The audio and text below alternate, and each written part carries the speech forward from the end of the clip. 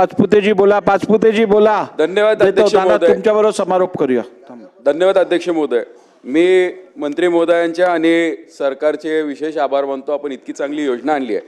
उत्तरामध्ये जे आपण दिलंय त्यामध्ये असं म्हणलेलं आहे की दिनांक 8 ऑक्टोबर 2024 नुसार सन 2024-25 पासून गोशाळेत ठेवण्यात येणाऱ्या देशी गायींना 50 रुपये प्रतिदिन प्रतिपशु अनुदान देण्यात येते. अध्यक्ष महोदय, आपण गोवंशासंदर्भात हा कायदा आणलेला आहे, तेव्हा माझी आपणामार्फत विनंती आहे की देशी गायींबरोबर जे काय म्हणणार बैल असतात, घोडे असतात, अशांचा सुद्धा याच्यामध्ये समावेश होणं गरजेचं आहे. कारण अशा जनावरांचे खूप हाल होतात.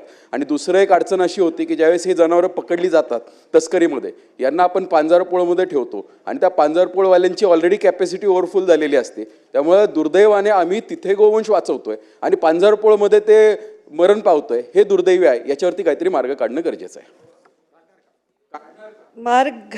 मार्ग काढण्यासाठी तिथे आपण आहोत. हा गोवंश हत्या बंदीचा कायदा हा एक मार्ग आहे. त्याचबरोबर आपण जे गोशाळाचा निर्णय घेतला आहे तोही एक मार्ग आहे आणि त्याच्यामुळे सकारात्मक ह्याच्यामध्ये विचार केला जाईल. जनावरं त्यांनी सांभाळण्यासाठी निर्णय झालेला आहे की ह्याचं केवळ आता बैल गाईचा विषय आहे, दुभती नसेल तर कामाची नाही, आता त्याच्यावर उत्तर आलेलं आहे.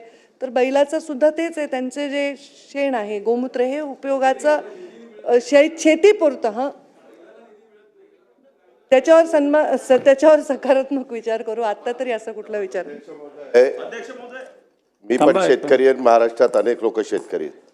जवळपास शेतकऱ्यांची संख्या 1 कोटीच्या पेक्षा जास्त आहे. आता सभागृहात काहींनी काय काढलं की आमच्याकडं पण गोठ्यामध्ये भाकड जनावर असली तर त्यालाही 50 रुपये द्या. जर 1 कोटी शेतकऱ्यांच्या इथं बसलेले बहुतेकांच्याकडे भाकड जनावर असतात त्या गोठ्यात, आता तिथं शोधायचं कोण? ही भाकड आहे का दुभतंय? उद्याच्याला 10 जनावरं भाकड दाखवली तर 10 गुणिले 50 म्हणजे 500 रुपये रोज तिथं आम्हाला द्यावे लागतील. 800 गुणिले 1 कोटी आमचं बजेट ह्याच्यात खर्च होईल. यामध्ये मधी निर्णय काय घेतलाय सरकारने? गोशाळा, जे गोशाळा काढतात तिथं आम्हाला रेकॉर्ड ठेवता येतं. त्या संस्था तशा बघितल्या तर चांगल्या असतात आणि तिथं जर काही चुकीचं कुणी केलं तर आम्हाला त्याचं ऑडिट करता येतं. त्याच्यामुळे अध्यक्ष महोदय, भावनिक मुद्दा जरी असला, वर्षानुवर्ष आपल्या कित्येक पिढ्या हे सगळं करत आलेलं आहे आणि आता संकरित जनावरांची संख्या इतकी वाढलेली आहे.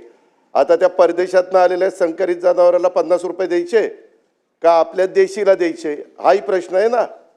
त्यामुळे बऱ्याचदा मी बघतो या सभागृहात असं काही आमची तिजोरी अशी ओतून वाहती, अशी की काय ओसंडून वाहती, ओसंडून वाहती, असा सगळा समज सगळ्यांचा होतो. भावनिक मुद्दा आम्हालाही कळतो. जरूर ह्याच्याबद्दल संरक्षण केलं पाहिजे. किंवा मगाशी उत्तरात दिलंय की बोगस गोरक्षक बनून लुटमार केली जाते, त्याहीबद्दल आता मंत्री महोदयांनी सांगितलं की आम्ही त्याच्यामध्ये बंधन आणू, पोलीस खात्याला विश्वासात घेऊ.